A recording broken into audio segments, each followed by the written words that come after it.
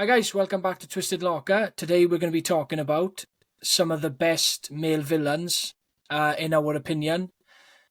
What have you got for me, Jenks? Okay, first up, it's not quite horror, but it's pretty fucking horrifying. It's Joffrey, Baratheon from Game of Thrones. Have you even seen it? Awful pick, Jenks. Well, have you Terrible, seen Game of terrible Thrones? pick. Have you seen Game of I've Thrones? seen Game of Thrones, And and you don't Joffrey's a good think- villain. You don't But think he's all terrifying? all the villains out there, and you pick that little shit. Exactly. Worst pick ever. No, Oh, worst pick.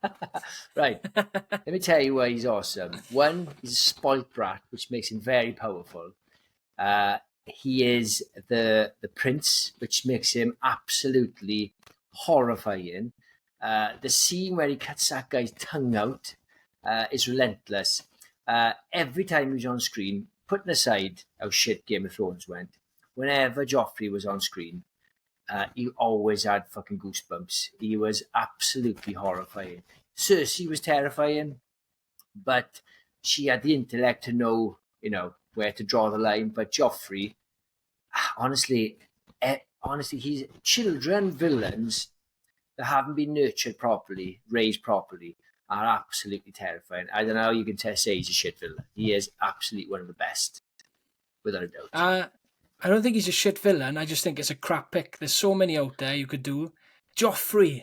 Oh my God, I was so chuffed when he died. Yeah, he was a great villain, but his death was good as well. Yeah, what do you got there? Some better, some shit critters probably. Critters. You won't leave it go, will you? You won't leave that go. My first pick, I'm a massive slasher fan, so I've got to chuck this one out there. I've got Jason Voorhees, one of my all-time favourite villains. Now, when you put Jason up against Joffrey, he doesn't stand a chance. Yeah, fan base and fighting doesn't stand a chance. I didn't want to mention any of the classic slashers. As much as I love them, I could have just done Jason, Michael, Freddy. But I wanted to mix it up a little bit. I've got some others that I love, but I have to mention Jason. I picked the one that I like the best out of all of them. So this is going to be the only big villain that I mention on this one. The other two are ones that I love. Yeah. Jason is absolutely amazing. I've loved this villain ever since I was a kid. Massive fan of the franchise as a whole. It's a steep downhill decline after, I'd say, 6. 7's the last watchable one. Although I do love Freddy vs. Jason, just for the fact we got Freddy vs. Jason. What about when he goes on holiday to Manhattan? That's awesome.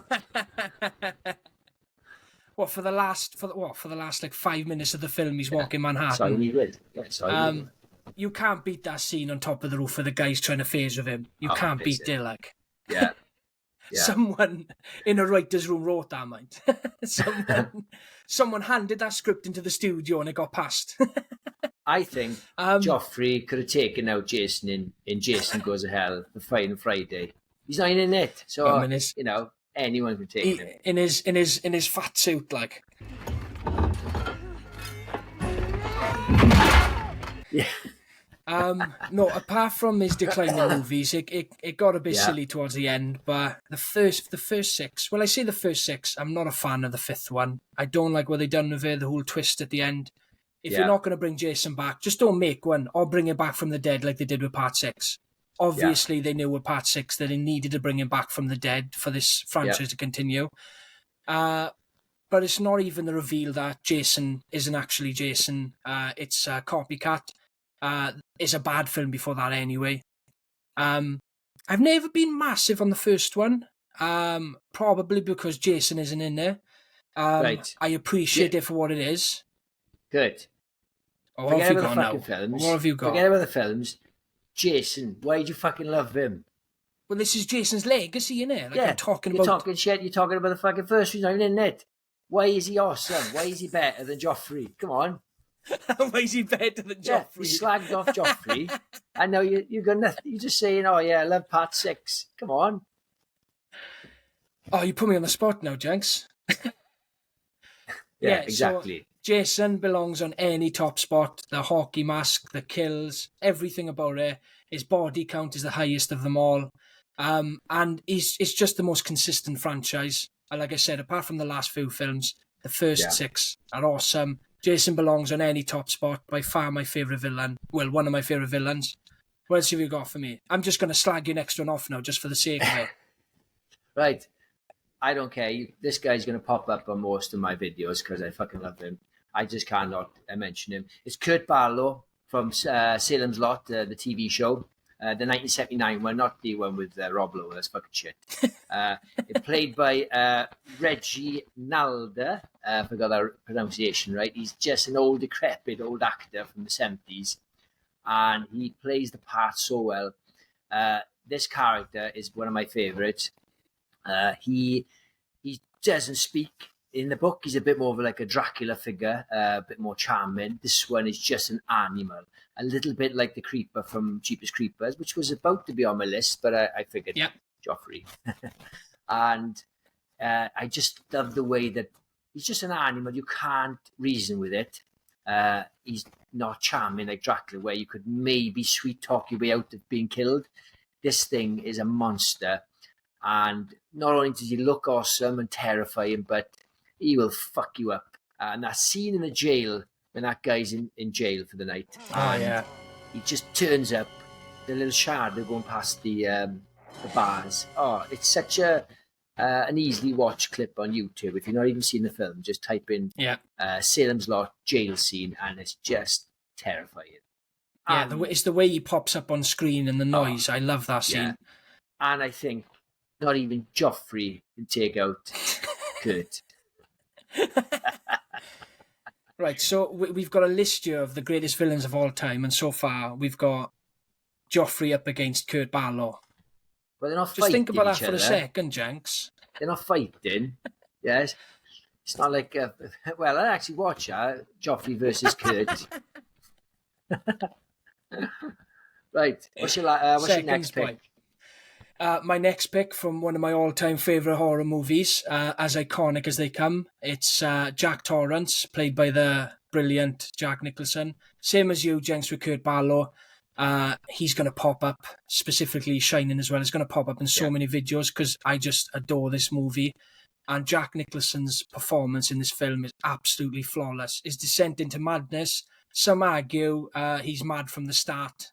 There's not really a descent because he starts off menacing, but there's still a movement there.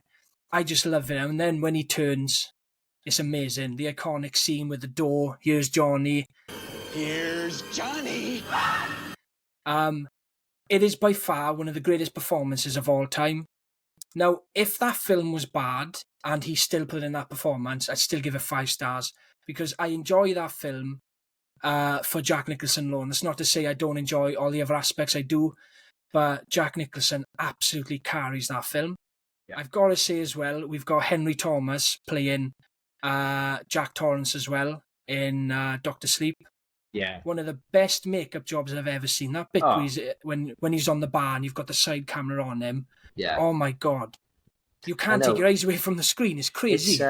Yeah, I know. And I didn't even know it was Henry Thomas until second viewing. It's just incredible. Yeah.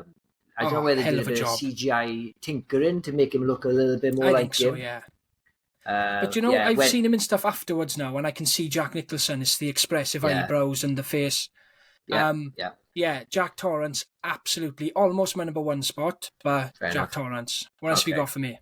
Right, my last pick, my top pick. Again, he's not from a horror film, but he is easily the most horrifying human being on planet Earth. I don't care what anyone says. It's fucking Anthony Starr as Homelander. Love it. He is honestly, I was looking for, when I was making this list, I was thinking, Freddy Krueger, all the classics. I thought, nobody frightens me more than Homelander. At a blink of an eye, he could just wipe out anybody. He could wipe out the earth. He could scorch the earth. And what's great about that show is that because he's so fame hungry and wants to be loved or adored by fans, you can't just have him be this godlike thing, just fucking everybody up. He needs to rein it in. And when they found Anthony Starr, they must have fucking thought, yes, we fucking nailed it, because that guy's performance is flawless. Every time the camera homes in on him, and you're thinking, oh my god, he's just gonna laser everybody in this room now, and you just don't know what he's thinking. He is my top pick by a country mile. Yeah, oh my god. I can't even begin to explain how much I love that character. So many layers. Anthony Starr to me is one of the greatest actors ever after that performance. Yeah, amazing. They've just dropped the trailer for season 4. I absolutely can't wait. Oh my god. And they've just announced The Boys Mexico as well, another spin-off. I don't know how I feel about that. But absolute cracking pick, gents. Homelander belongs on any villain list. My top spot is probably my favourite movie character of all time from Death Proof. I've got Kurt Russell's stuntman Mike, easily my favourite villain of all time, one of my most watched movies. Again, same as I said with Jack Torrance, Kurt Russell absolutely carries this film, and I will watch this film for him alone.